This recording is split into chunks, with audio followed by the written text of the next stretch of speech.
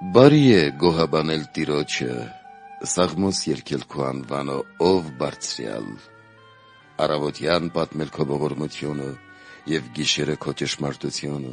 տասնալար սաղմոսարանով, օրհնության ձայնով գովաբանել։ Ուրախացրիր ինձ, Տեր, քո արարումներով և պիտի ցնծամ ձեռքիդ գործերով։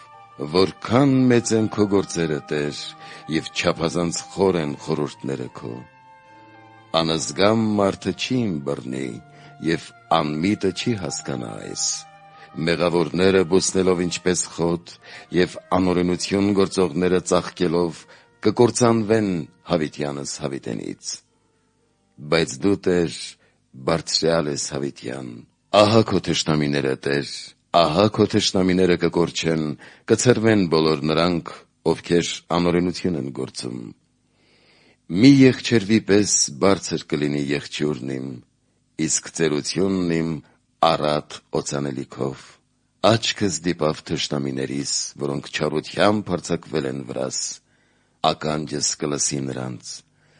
Արդարներն արմավենու պես կծաղկեն, Լիբանանի մայրիների պես կբազմանան, դրանք կտնկվեն Տիրոջ տանը և կծաղկեն մեր Աստծու գավիթներում։ Դրանք պտղաբեր կլինեն նաև ծերության ժամանակ, գիրգ ու փափուկ, որպեսզի ավետեն, թե ճշմարիտ է Տերը, և նրա մեջ անիրավություն չկա։